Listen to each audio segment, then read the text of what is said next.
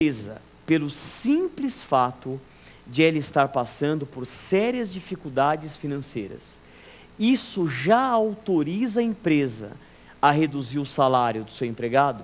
Não. Ainda que seja uma grande crise financeira, com âmbito até mundial, isso por si só não dá aso, não dá ensejo à redução do salário, porque para a redução do salário há a necessidade da participação obrigatória do sindicato representativo da categoria profissional em um acordo coletivo de trabalho, em uma convenção coletiva de trabalho. Só para a gente finalizar a resposta e deixar ela bem completa, o TST recentemente, em 2008, editou a orientação jurisprudencial OJ 358 da SDI 1 do TST, da seção de dissídios individuais, subseção 1 do TST. E o que a gente encontra lá?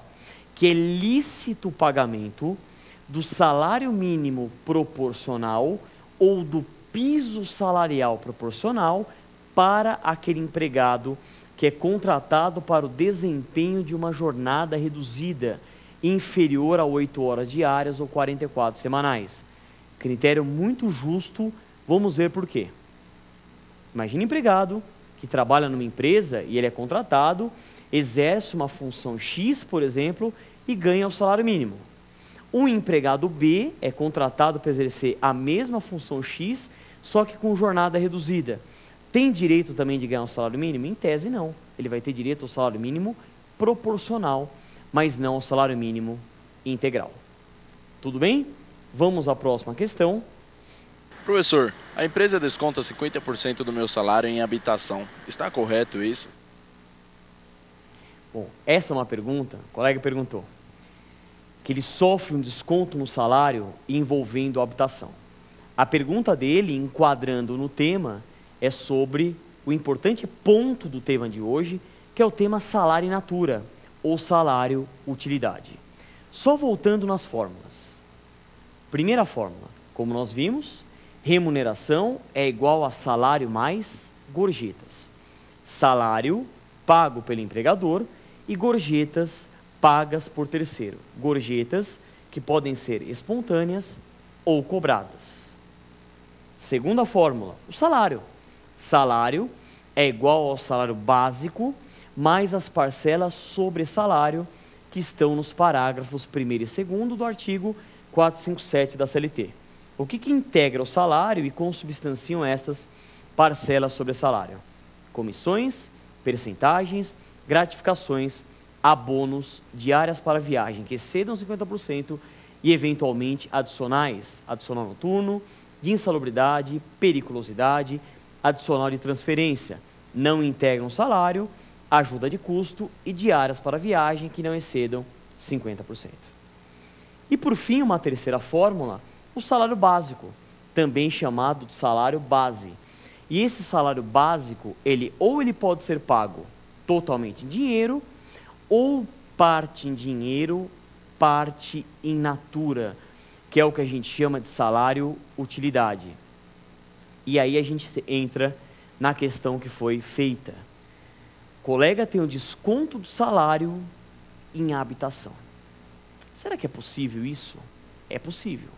O artigo 458 da CLT traz todas as regras que envolvem o salário in natura, ou pelo menos a base. E lá a gente encontra o quê?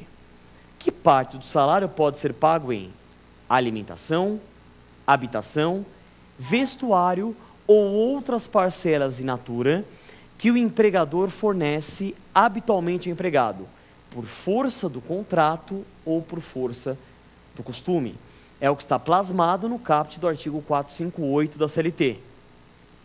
Então, a habitação pode sim integrar o salário in natura, é uma utilidade que ela pode ser sim paga com desconto no salário. Por isso que, como eu falei na exposição no bloco 1, eu particularmente entendo que a gratuidade não é um requisito salário in natura.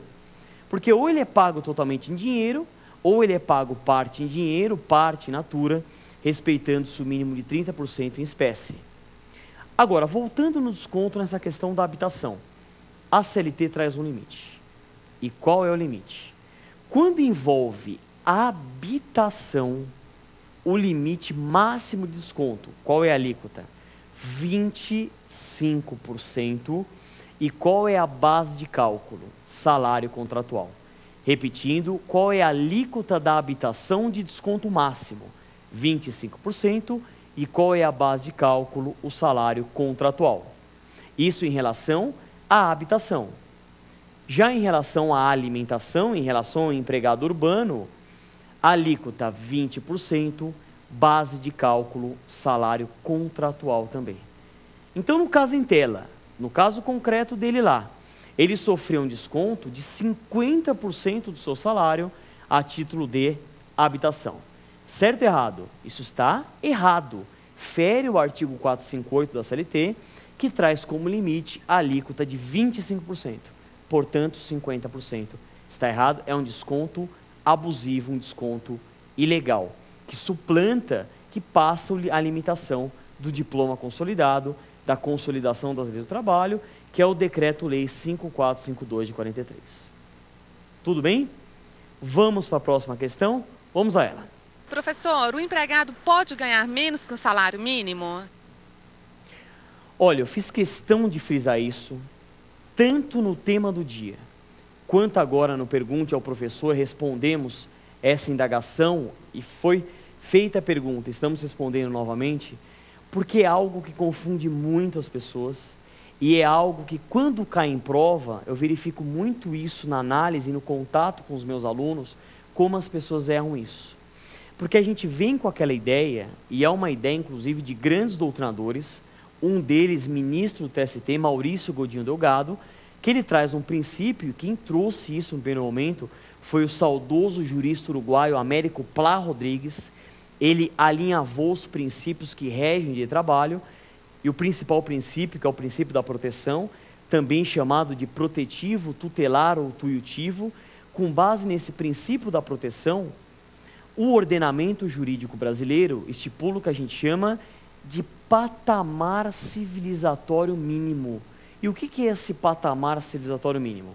O Estado, ele intervém na relação empregatícia, assegurando direitos trabalhistas mínimos por normas cogentes, imperativas ou de ordem pública.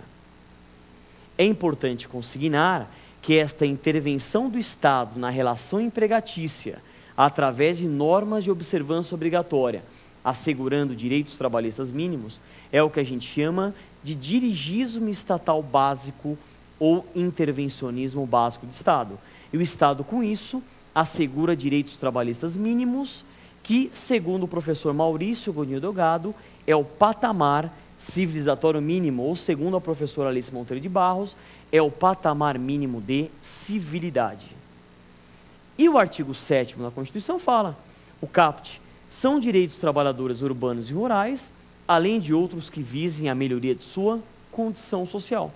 Então dá a entender, e o inciso 4 traz as características do salário mínimo, que temos até características curiosas. Lá fala que o salário mínimo, segundo o inciso 4 do artigo 7º da Constituição, ele deve ser fixado em lei, nacionalmente unificado, capaz de atender às necessidades vitais básicas do trabalhador e de sua família com moradia, vestuário, saúde, alimentação, lazer, educação, transporte, higiene e previdência social, não só dele, mas como de sua família, com reajustes periódicos que lhe preservem o poder aquisitivo, sendo vedada sua vinculação para qualquer fim.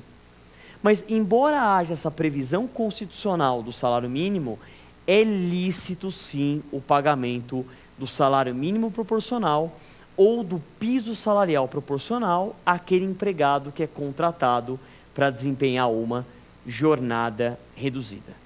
Então, tome cuidado com isso.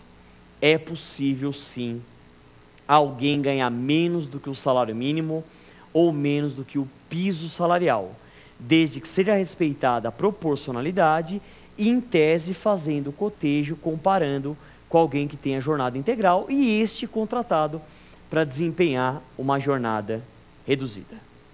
Ok? Pensamento positivo, ânimo firme, rumo à aprovação. Vamos lá, próxima questão. Professor, se o empregado danificar equipamento da empresa, o empregador poderá descontar o seu salário? Bom, também é uma dúvida, uma pergunta muito importante, muito